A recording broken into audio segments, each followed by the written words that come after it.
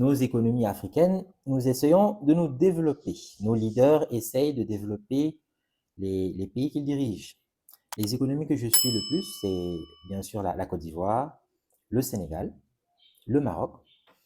Et avec en fait les événements de la géopolitique, ce dont on se rend compte, c'est que ce qui se passe dans un monde, bien sûr, qui est globalisé comme ça, ce qui se passe à l'international, a un impact, bien sûr, sur tous les pays, y compris les pays africains, mais encore plus les pays africains que les autres. Pourquoi? Parce que nous avons une dépendance accrue pour les importations. Voilà. On exporte peu, on représente moins de 5% du commerce international. Je pense même que c'est 2% si je ne me trompe pas, mais ça a un peu augmenté. Dans tous les cas, ça reste très marginal. Et donc, l'impact par exemple, du conflit actuel au Moyen-Orient entre les États-Unis et Israël d'un côté et l'Iran de l'autre, ça impacte nos économies. Et quand on voit les efforts qui sont faits par des dirigeants africains comme les deux locomotives économiques de l'Afrique de l'Ouest francophone, que sont la Côte d'Ivoire avec Alassane Ouattara et le Sénégal avec le président Diomaye Faye, ben c'est assez décourageant de voir qu'à chaque fois qu'on essaie de se développer, eh ben voilà, les pots cassés des grandes nations, ça nous retombe dessus en fait. Les nouvelles ne sont pas reluisantes, donc le 28 février, comme vous le savez, j'ai fait plusieurs vidéos là-dessus, sur cette nouvelle chaîne. Donc, il y a Trump qui a lancé donc, cette guerre-là contre l'Iran. Et le Brent, à l'époque, enfin, à l'époque, il y a 2 semaines maintenant, le Brent, c'est l'indice, en fait, c'est l'indice boursier pour le pétrole international. Et le WTI, ça, c'est pour le pétrole américain.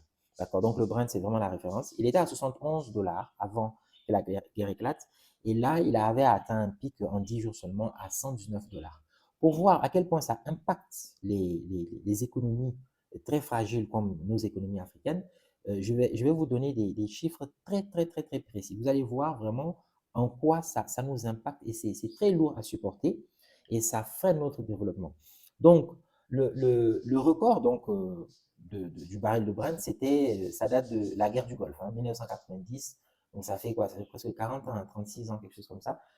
Et le 4 mars passé, il y a le gouverneur de la BCAO, donc le gouverneur de la BCAO qui était venu à Dakar, parce que vous savez, le siège est au Sénégal, à Dakar. Il s'appelle Jean-Claude Cassibrou. Donc, quand il est venu, il a pris la parole et tout, donc dans la réunion, et il a évoqué un risque baissier persistant. Voilà, donc c'est le terme qu'il a utilisé.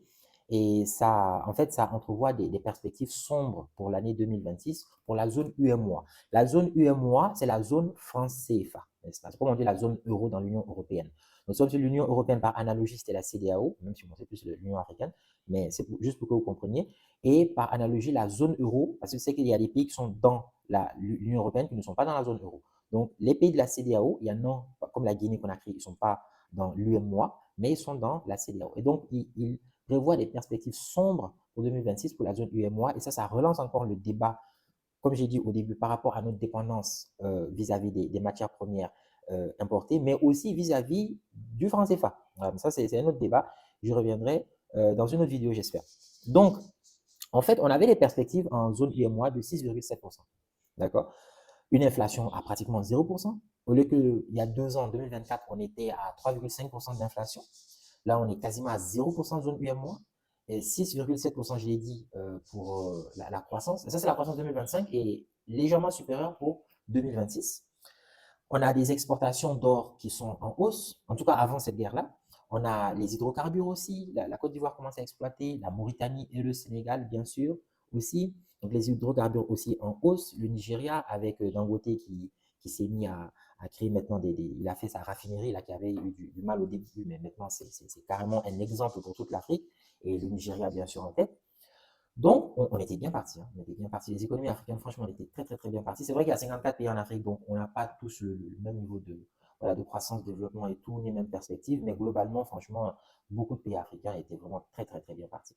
Et donc, c'était les meilleurs chiffres que les économies africaines, et notamment celles que j'étais citées, affichaient depuis très longtemps déjà. Alors, ce qu'il faut savoir, c'est que le baril était budgétisé donc rien qu'au Sénégal, il était budgété pour 2026 à 64,03 $.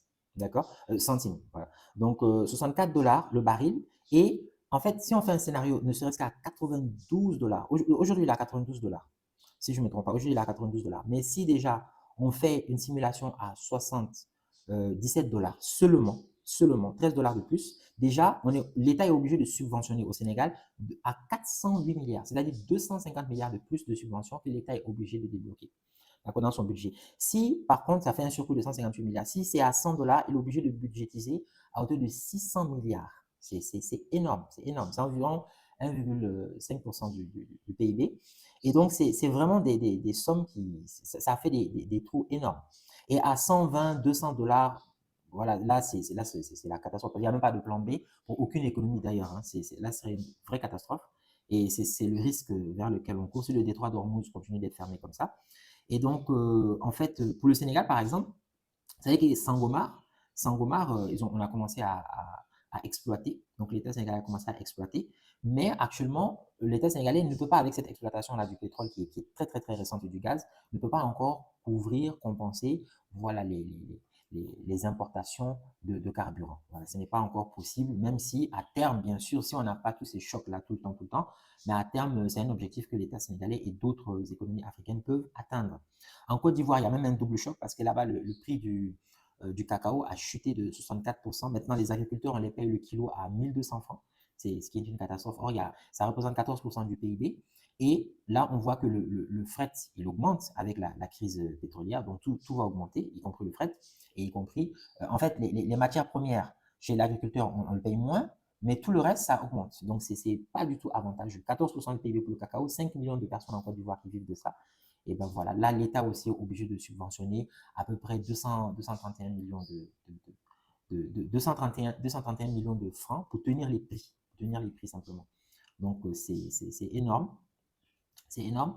Et puis, il y a d'autres soucis qu'on trouve dans d'autres économies africaines. Par exemple, l'Égypte, eux, ils ont augmenté le prix du carburant à 30% le 10 mars. L'Afrique du Sud, eux, c'est de 20 centimes le litre. Bon, ça n'a pas l'air beaucoup comme ça, mais c'est énorme quand c'est rapporté au macro.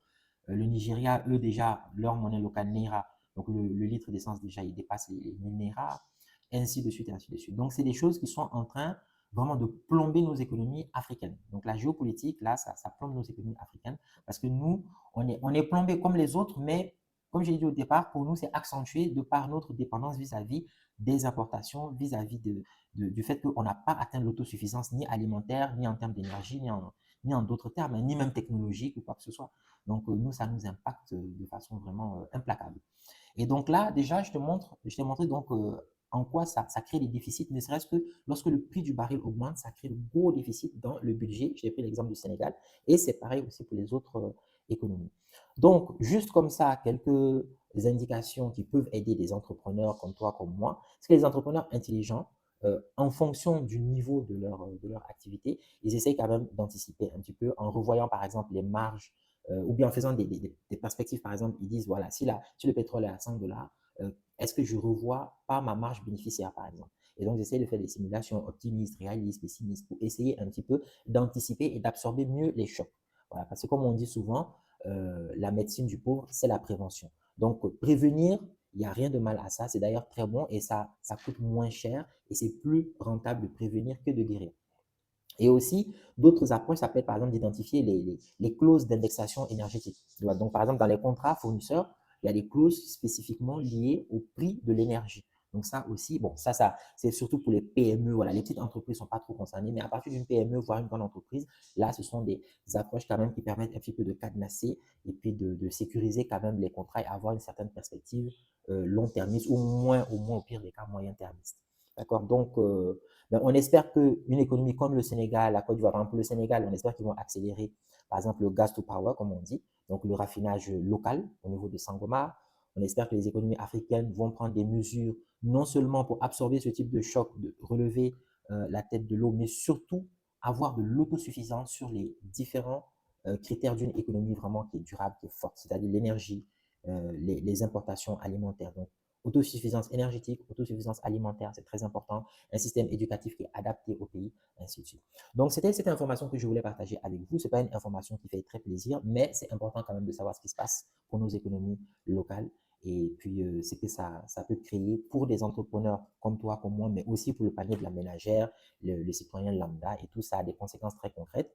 Donc, je te reviens avec d'autres informations, toujours liées à l'intelligence artificielle, la géopolitique, l'entrepreneuriat. Donc, on se dit à très bientôt. N'oublie pas de t'abonner, de liker, de partager, active la cloche. On se retrouve très vite avec de nouvelles informations. Ciao.